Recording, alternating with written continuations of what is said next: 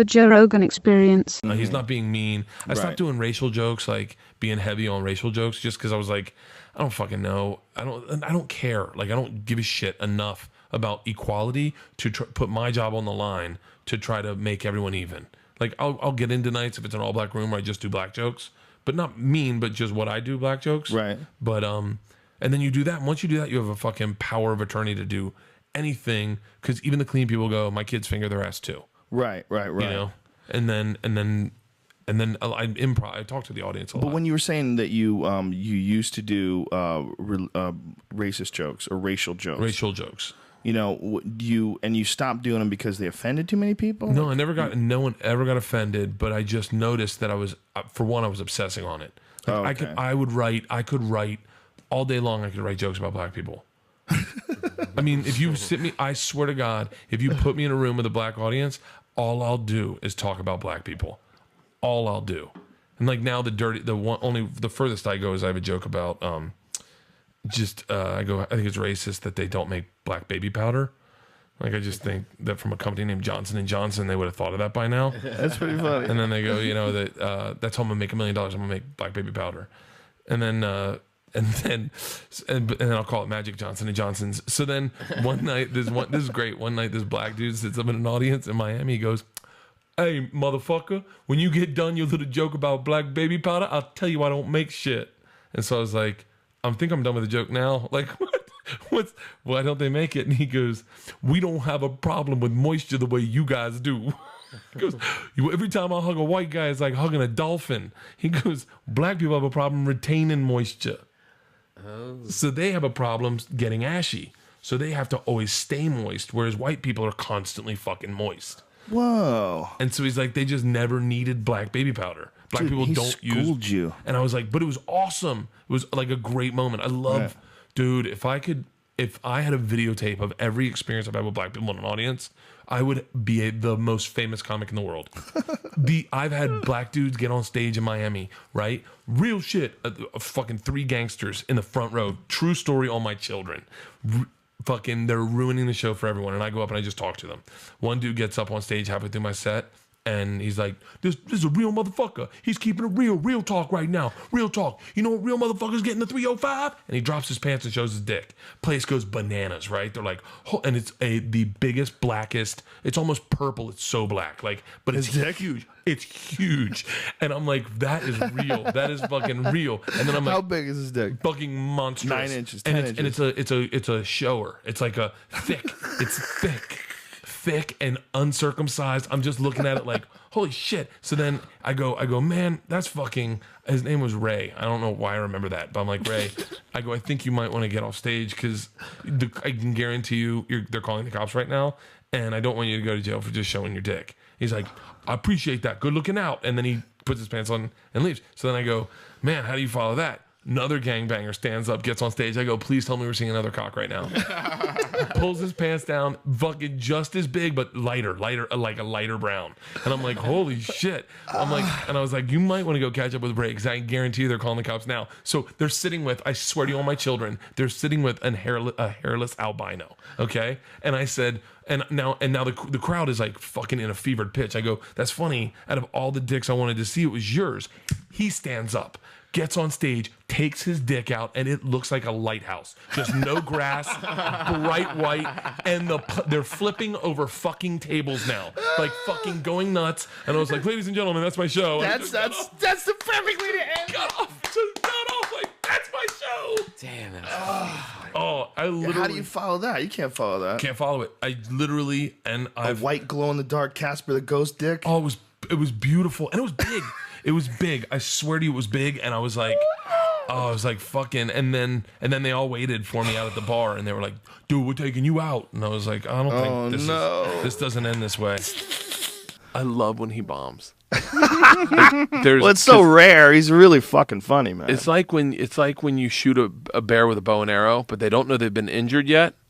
But they How know many bears have you shot with a bow and arrow? I watched a lot of hunting videos Like I used to if I ever got too fucked up I'd watch hunting in Florida. It was very easy to get. Really? Yeah, and bear hunting in my opinion, you've done it. I've never done it, but all the videos are they'd like put a box out full of food and then they'd sit in a tent and then the bear would come out and they shoot it with a bow and arrow. Right. And the bear would get hit, but it would seem like the bear would be like, "Ah, what the fuck was that?" And then you'd see the look in the bear's face where they'd be like, "I don't feel good. I'm going to go rest for a little bit." That's how Segura looks when he bombs. It's like he looks at you like, did I get hit? And you're like, and you know he's been hit by an arrow. My favorite one was in Pearl Harbor. Pearl Harbor, Hawaii? Me, Tom Segura, and Russell Peters.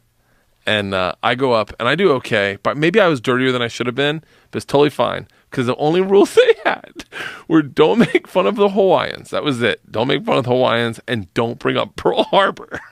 What? Tom's opening joke. He's like, "Man, there's a lot of fat people here."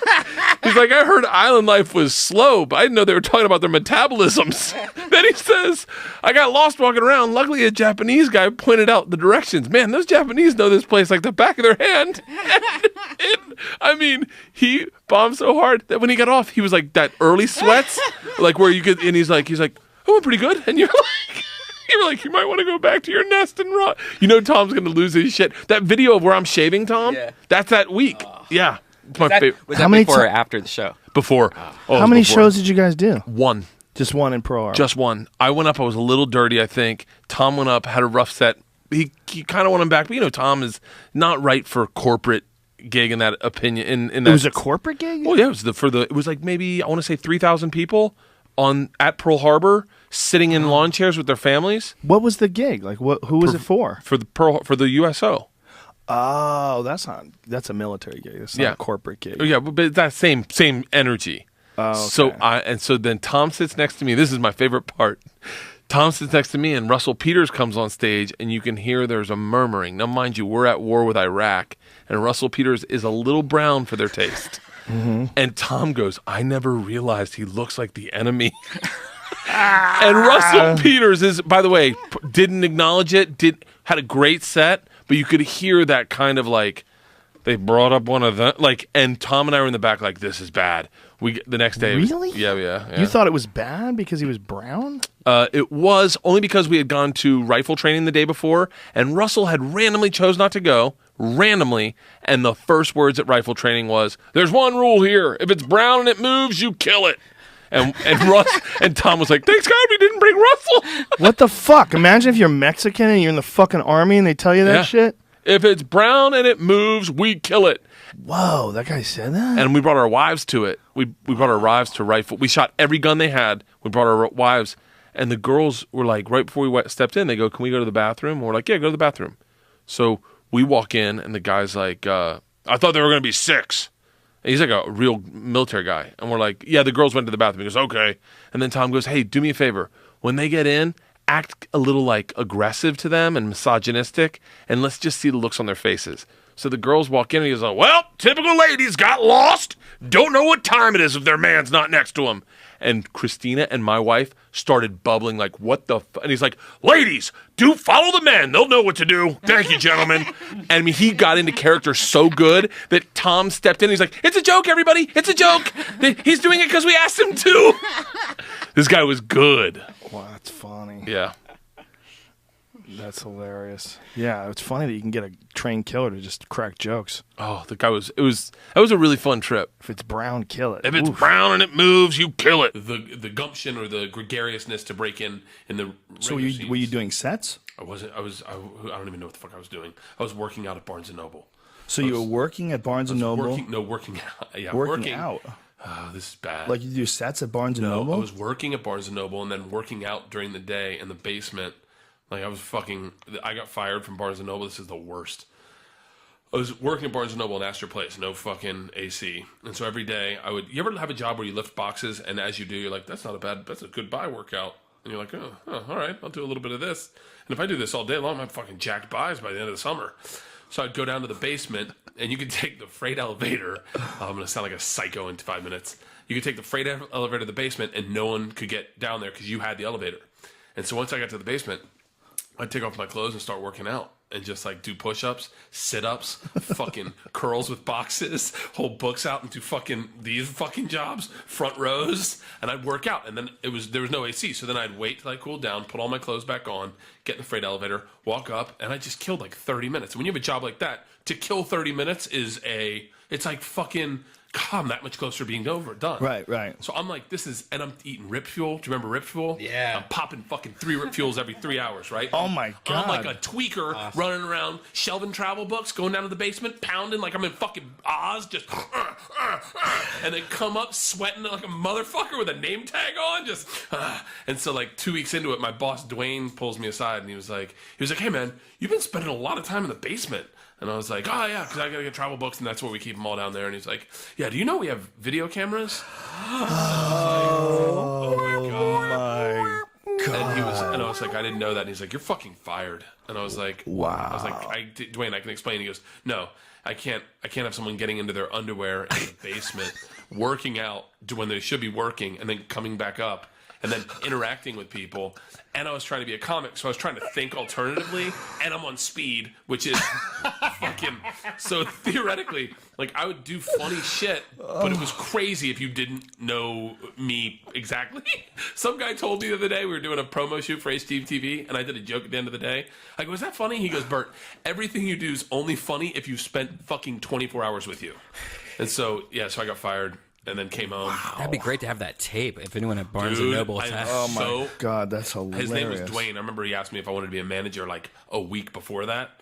And I was like, no. And he was like, what? And I was like, he was like, you don't want to be a manager? And I was like, no. He's like, what do you want to do then? I was like, I want to be a comedian. And I was like, this isn't what I do. And he looked at me dead in the face. He goes, this is what you do. This is who you are. You work at Barnes & Noble. Don't think you're better than us. You're not. Whoa. And I was like, fuck, I am out of here soon. I didn't know I was going to get fired, but... Don't think you're better than us. Bert Kreischer was telling, what I smell might be one of the great stories about your dad. No, he used to shit his pants all the time in his 30s. All the time. How long would you said the story began with you saying that he shit his pants in a Banana Republic in Beverly Hills. And... It was like real. It was like the real coming of age part of my life when my dad looked at me and he was like, "Buddy, I'm about to shit my pants. What do I do?" Well, here's the worst part. Does the Banana Republic have a bathroom? Here's the fucking worst part of it, right? So I look at him and I go, "Just shit your pants, Dad. I think you got to shit your pants." I go, shit your pants a little bit and then walk as far as you can and get to your hotel. And he just left my daughters with me, like fucking dropped them and was like, your pants I'm fucking out of here. Bit. And so he started walking down Rodeo or whatever, Burton or one of those roads to get to his hotel, right? So my mom comes up and she's like, where's your dad? And I said, oh, he left me this sweater. I got to buy it for him. Ended up buying him the sweater. And I go, he had to shit his pants. She goes, what do you mean he had to shit his pants? I go, he had to shit. So he shit his pants. And then he's walking down the street. I go, I'm sure we can catch him. He's walking slow. And then my wife comes up. She goes, where's your dad? And I go, he shit his pants. She goes, why didn't he just use the bathroom? I said, where's the bathroom? She goes, downstairs. And I went, I probably should have told him that. And so you didn't think there was a bathroom there? I don't know. I was in panic mode. It was Black Friday. And I'm waiting in line too. And I got a leather jacket on sale. Well, it's even worse, I think, if you shit your pants in line for the bathroom. Because then everybody's going to know. If there's a big line of people and you just you just dump in your pants, then you're like close proximity to other people. There's no way to play off shitting your pants. When you shit your pants, I say this, shitting your pants is a lot like getting a DUI. You roll the dice so much and get away with it that when you do get caught with your hand in cookie jar, you're like, motherfucker, I never thought that was going to happen. Are you kidding me? I shit my pants. I got a DUI. I do this all the time. Why today? Oh, that's so true. So, but in his 30s, he was running marathons and he used to shit his pants all the time. I'm not even saying like, once a month. I'm talking once a week. This is before cell phones too. He was in his 30s? He was in his 30s. I was a kid. We were living in like North Tampa, not in like the nicer North Tampa, but in the shittier redneck versus black North Tampa. And the first time I ever heard the N-word was in this neighborhood. But my dad used to run marathons. So he'd run like 5 miles, 10 miles, and he'd go out. And on these 10-mile runs, he shit his pants. So he'd go into these orange groves, shit himself, right? Clean himself the best he could, and then run home. But there were some nights, I remember these distinctly, it was before cell phones, where it would get dark, and my mom's like, we got to go look for your dad.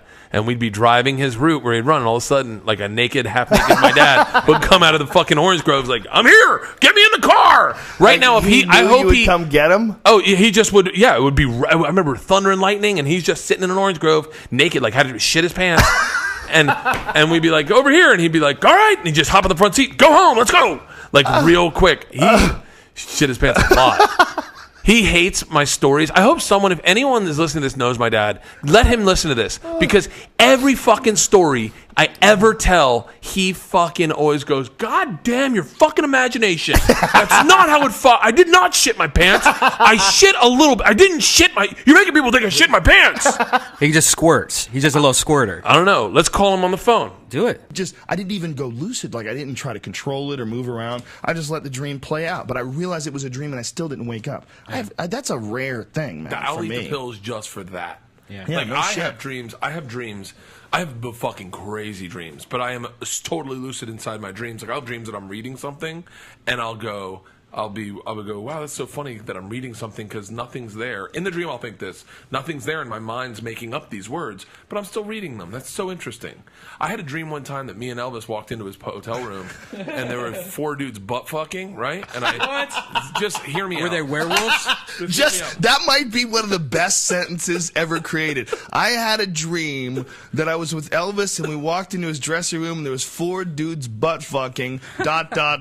Now hear me out. It gets weirder. They're throwing up in Burger King cups, just fucking each other. And then I swear to you when I say this, I fucking shut the door and I looked at Elvis. I go, what the fuck's going on in your room? And you know what he said to me? What? It's your dream, baby. Fucking losing his shit, right? So I wake up. I'm like, wake up, check my dick, make sure it's not hard. And then I'm like, you know what really flipped me out? Do you know what really flipped me out? What? Not that the guys were butt fucking, right? That didn't bother me. They didn't ask you? No, it was the product placement. Like, what the fuck did Burger King do to get in that dream?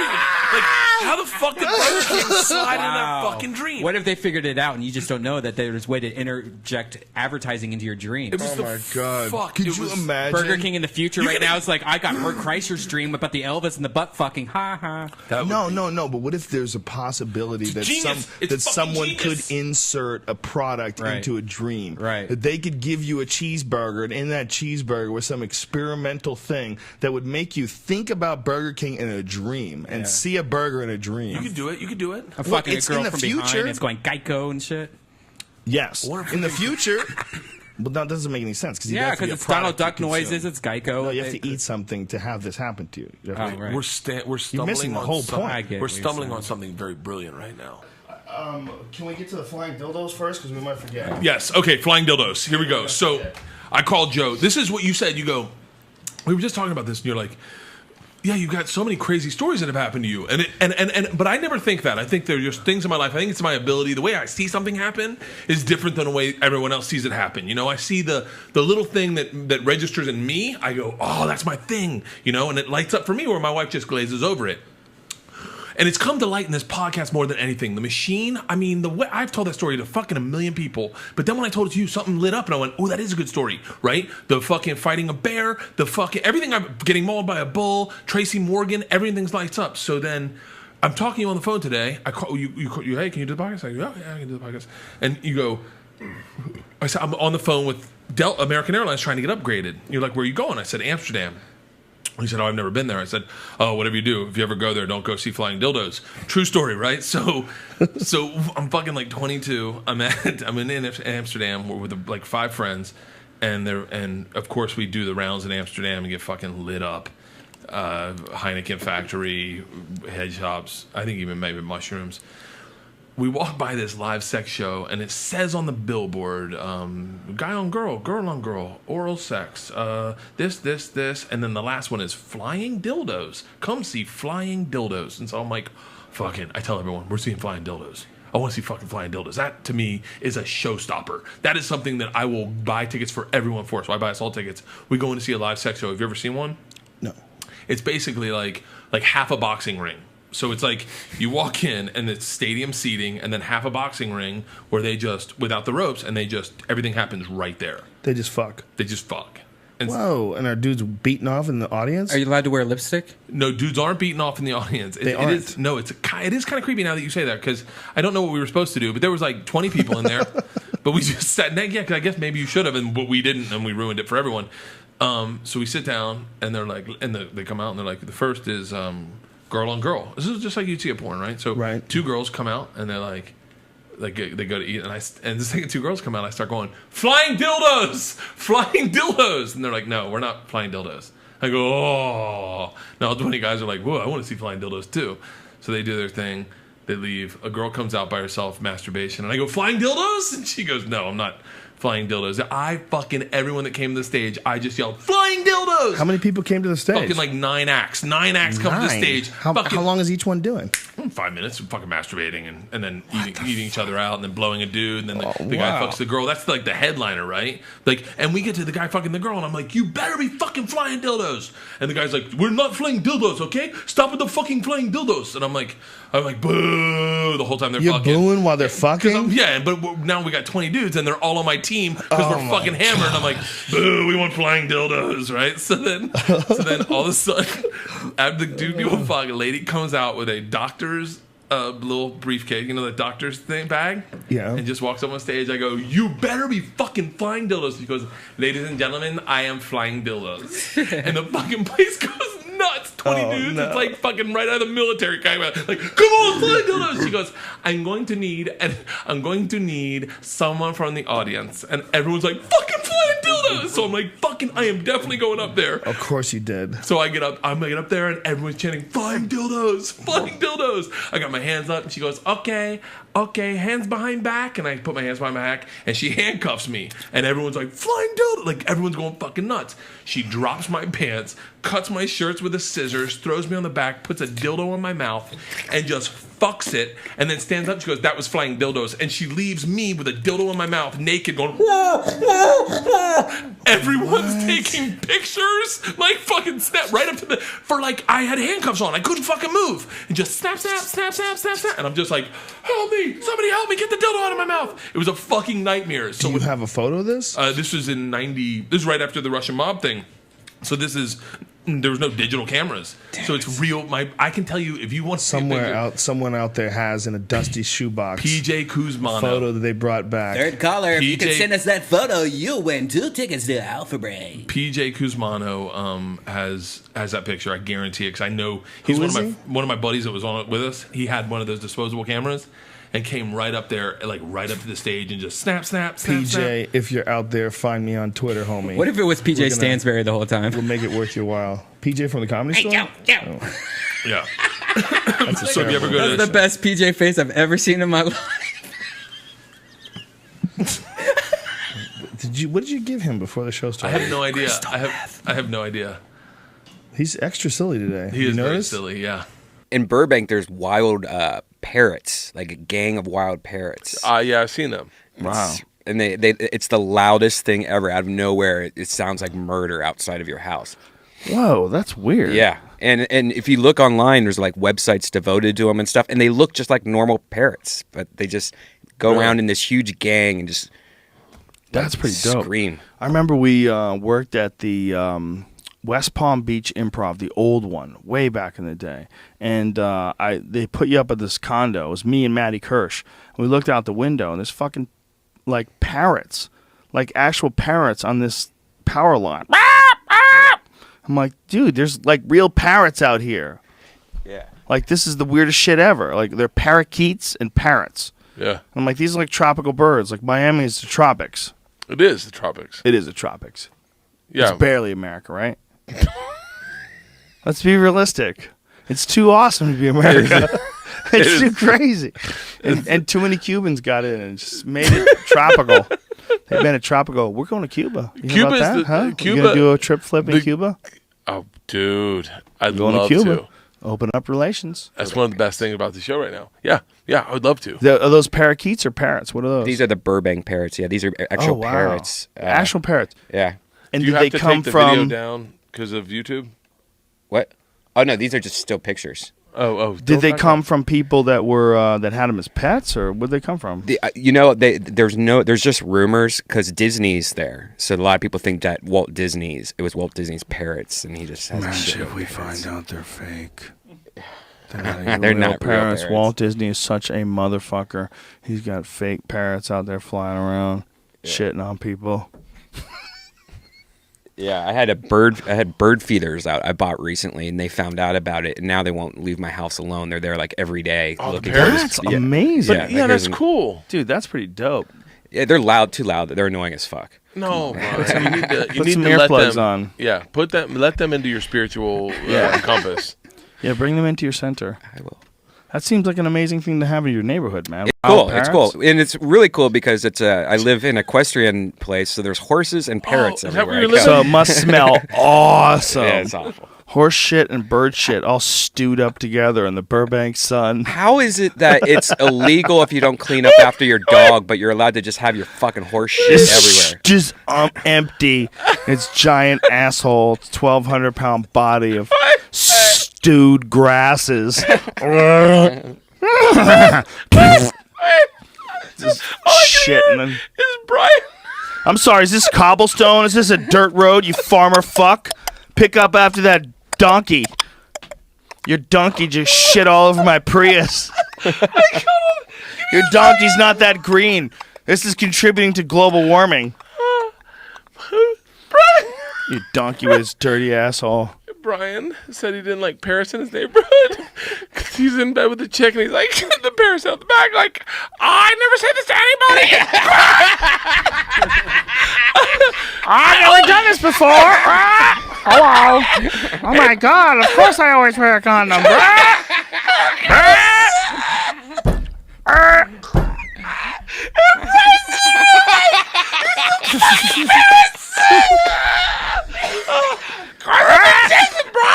They would bring the fucking parrots into the courthouse. We would now like to call for the prosecution a witness, the Burbank Parrots. I never said this before.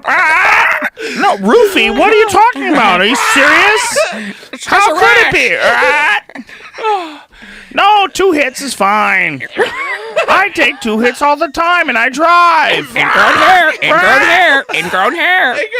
It's an ingrown hair. Just throw. You know, all you need to do is you need to douche with that stuff, like Plax. That stuff you use for your teeth. Kills everything. It'll kill it all. It'll kill it all.